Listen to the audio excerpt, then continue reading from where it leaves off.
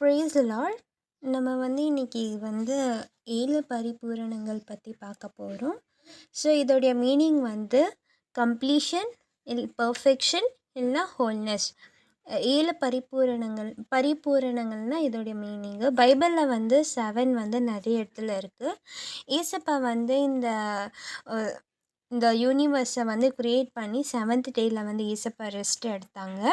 அதே போல் நோவாவோ அவங்க family animals எல்லாம் ஆறுக்குள்ளே போயிட்டு 7 days சைட்பேக்கு ஃப்ளட்டு ஃபுல்லாக ஆச்சு. அதுக்கப்புறம் ஜெரிகோ வால் 7 ரவுண்ட் சுற்றிட்டு பேய்க்கு தான் அந்த ஜெரிகோ வால் ஃபால் ஆச்சு. 7 பரிபூரணங்கள். பைபிளில் இந்த 7 இந்த நிறைய இடத்துல இருக்குது. நம்ம ஒரு வேர்ஸ் பார்க்கலாம். They will come 7 years of abundance throughout all the land of Egypt. Genesis 41:29.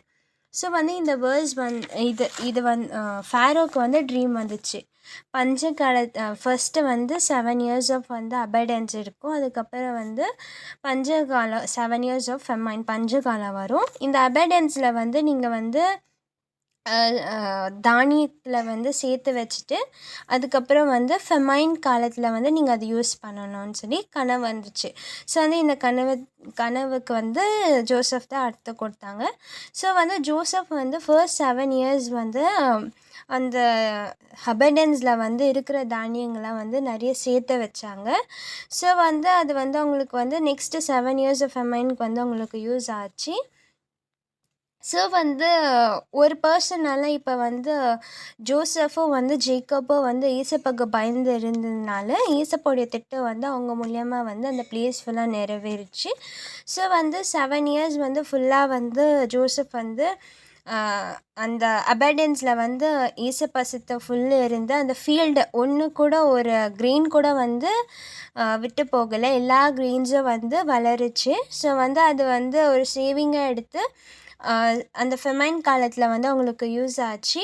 So அவங்களுக்கு அளவுக்கு மீறி அவங்களுக்கு அந்த க்ரீன்ஸ் வந்துச்சு.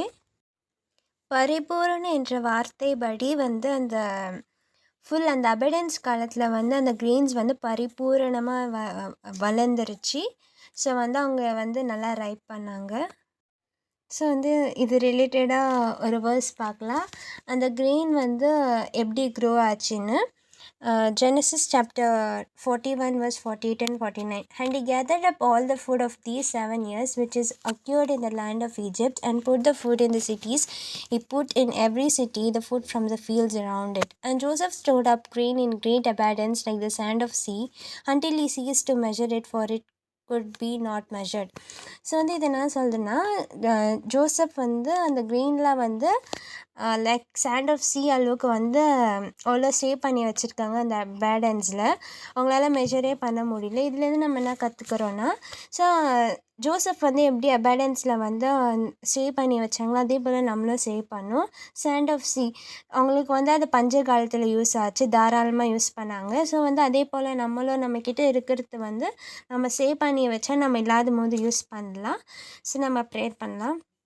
இசப்பா சோத்திரம். இசப்பா ஜோசப்பை போல் எங்களுக்கு ஞானத்தை தாங்க. இசப்பா ஜோசப் அபண்டன்ஸ் காலத்தில் அவங்க நிறைய சேவ் பண்ணி வச்சு ஃபெமைன் காலத்தில் அவங்க தாராளமாக யூஸ் பண்ணாங்களே. இசப்பா அந்த ஞானத்தை தாங்க. இசப்பா எங்களுக்கு இருக்கும் போது சேவ் பண்ண உதவி செய்யுங்க. இசப்பா இல்லாத போது அந்த சேவிங்ஸை எங்களுக்கு யூஸ் பண்ண உதவி செய்யுங்க. இசப்பா அவங்களுக்கு சாண்ட் ஆஃப் சி அளவுக்கு நீங்கள் அபண்டன்ஸ் தந்தீங்களே இசப்பா, அதே போல் எங்களுக்கும் தாங்க. இசப்பா மெஷரே பண்ண முடியல இசப்பா. அவ்வளோ அளவுக்கு அவங்களுக்கு அந்த அபண்டன்ஸ் காலத்தில் 7 years ஆஃப் காலத்தில் அவங்களுக்கு அபண்டன்ஸ் தந்து ஃபெமைன் காலத்தில் அதை யூஸ் பண்ண உதவி செஞ்சுரு. நன்றி இசப்பா. இயேசு நாமத்தில் ஜெபிக்கிறேன். ஆமென். தேங்க்யூ.